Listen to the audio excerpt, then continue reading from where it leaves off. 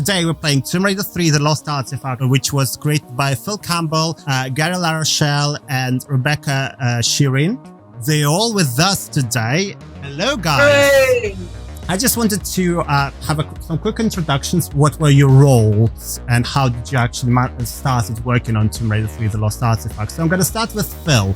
Phil, oh, no. Fill us in. Yeah. What have you been doing on this?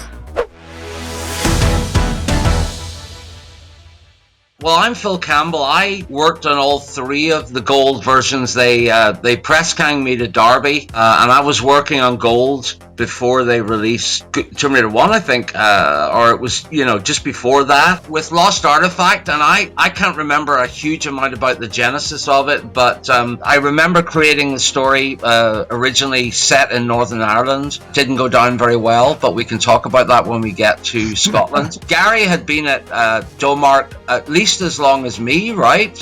Or came just after. We came in at the same time. Did Gary create any levels then for this one? Tell them, Gary. Tell them, my friend. Yeah, Gary, What come did on, I introduce yourself now. What you did with Okay. the Lost Artifact. Tell us. Okay, for Lost Artifact, I came in as a 3D artist that was supposed to manipulate previous models that the guys at Core had made into things that we could use in our game. Plus, I came up with new 3D shapes. I did the splash screens.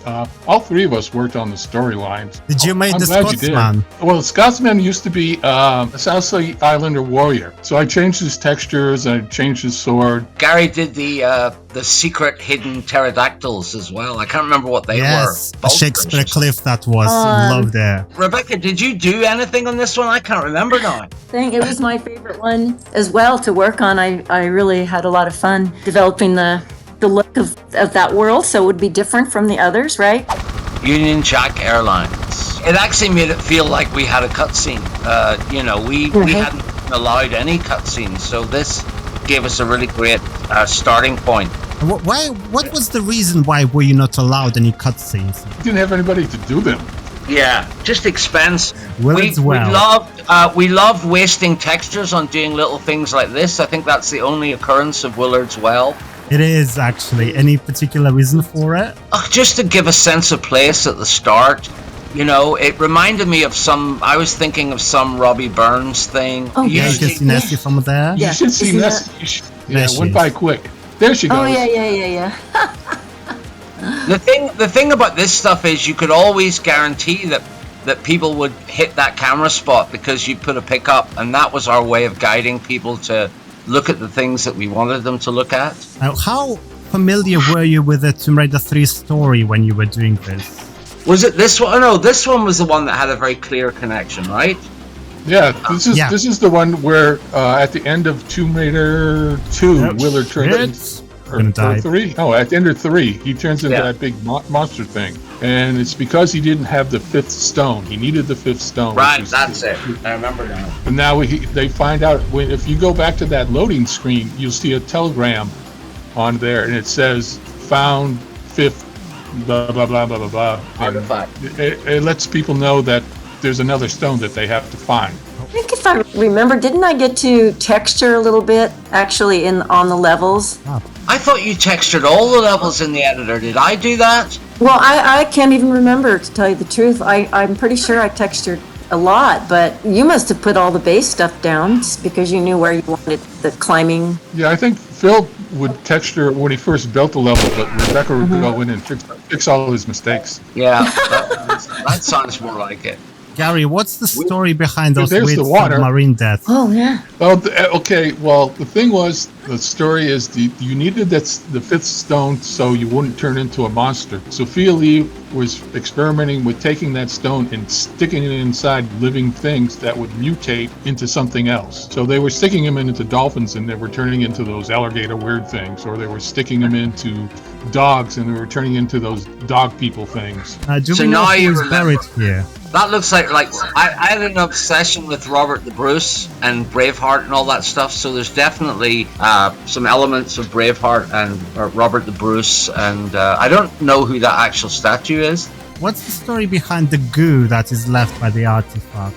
Well, the radioactive goo gave us a lot of excuses to build that backstory of of the artifact, that it was experimented on and it was used on the animals, and it had strange transformative powers, and it got everywhere. Now, actually, sure, you can handle. Are you in the right place mentally to be able to handle Willard's I'm Lair? totally not. So, but it's fine. I downloaded save games. So if I completely mess it up, we can always reload. Oh, Satan, give me strength. Was this level inspired by Dante's Inferno, as there is a Dante Inferno reference?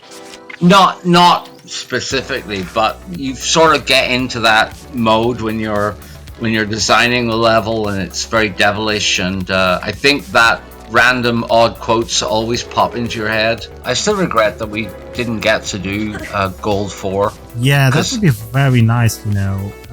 That was us three again, and we'd already analysed what Tomb Raider 4 had that we could use, and I thought we had a really nice mix of pirates and conquistadors and It was a great storyline. And we knew exactly at that point how we were going to make it.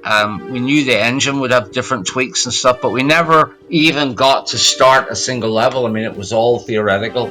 I still to this day love this. I love that. And the music, I remember, and the way that whole thing just started. Gary, is this where the Stevenson's rocket is? Oh, yeah. What an odd idea, though, huh?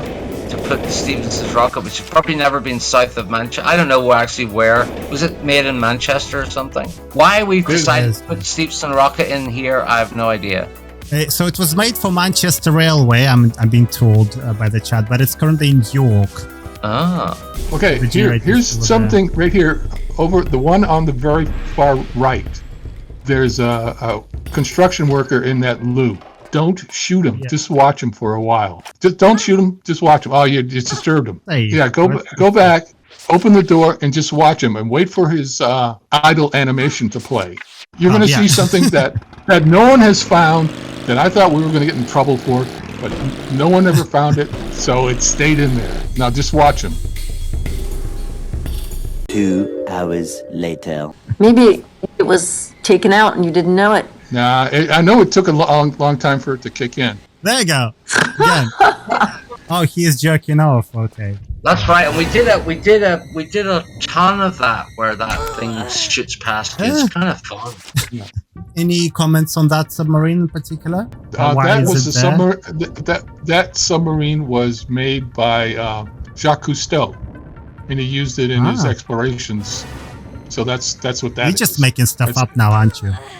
No, that's the truth. That's what it's modeled really? After. You can do a search on Jacques Cousteau and his underwater flying saucer thing, and you'll see that. Now, okay, in the U-boat, someplace on it, you'll see the number. There's the number.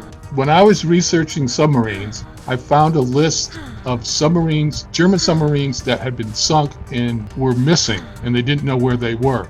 And this particular one, U7 whatever, was missing 14. in the channel. And then someone was playing the level and saw that and decided to look up that code number, and he found out that, yes, there was a German submarine lost someplace in the channel. And I was like, wow, somebody actually looked that up.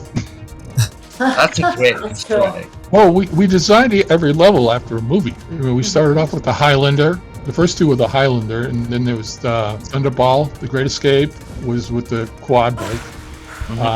The last one was Planet of the Apes, and then the last one, which is level 6, we just did that so quickly we didn't base it off a movie. The zoo is French. I'd been inspired by going to a really great aquarium on that coast of France. Might have been near Boulogne, I might be wrong. And for my birthday one year, my wife and friends took me blindfold all the way to France from London. We ended up at this aquarium. We thought it was like in the middle of nowhere, this back of beyond aquarium, but it had all these amazing exhibits. Tubes of fish that swirled around you, and Rebecca just wanted to show off her fancy French textures. Now this, I don't know why we decided to do this, but we knew you were into that, but look at that. All that effort wasted on a second. We are so now I love that image that Gary did there of the entry, and we thought, well, that's about as much storytelling as we can do, that you see the raft at the end of the last level, and then the raft is sort of crashed on the on the coast. And I don't think we put a huge amount of gameplay in this level, but honestly, at this point we were just, how can we make this really kind of charming and beautiful? And I don't know why those were our motivations, but Why not? yeah. I can't read that. A diamond something. The Jack of Diamonds, that was a little Easter egg for my friend Jeff Ballard, who's a recruiter. And he used to joke with me the whole time when I started in the game business about us making his game that was all about the Jack of Diamonds for some unknown reason. Are these your initials or something? No, it's supposed to be the license plate that's on the Volkswagen on the Beatles Abbey Road album. Ah, right. Okay, I see. And when Gary I would say now. something like that, Rebecca and I would look at each other and sigh and just let him do what he wanted to do. Crap. Ah. Oh shit, I'm dead now. Yeah, okay. Oh, for the love Are you of tired, God. Ash? Is this just too much game for you? Have you bitten off more than you can chew? If I have to be honest, for the past an hour and a half, I needed to pee. So, yeah. So why is the sky turned into this nebula stuff? I believe it's somewhere that this is supposed to be like a parallel universe. She gets transformed by inserting the hand. I don't even remember this. Or Yeah. come on, Phil, explain. Look at that. Yeah, why, Rebecca? Come on, that was probably your decision. I don't even remember this. Maybe I went on vacation and you guys finished it. To be honest with you, I think we were just going, we were parallel dimensioning it. But honestly, we threw this together in very short time, right? 2 weeks. This is a weird room. And it was all designed to accommodate Sophia Lee and how her movement works. What were the floaty bodies based on, Gary? Where did they come from? It's just something to have hanging around. That's all. They do Literally? appear in the underwater lab as well, so I assume they were We used them in the underwater labs. Yeah. Yeah, does it freak me Because out? as a child? after I they remember die, that. they lose the property of weight and they just start floating, you know. Yeah. And this is the end of the 23 Lost Artifact, but I would like you to comment on the balloon.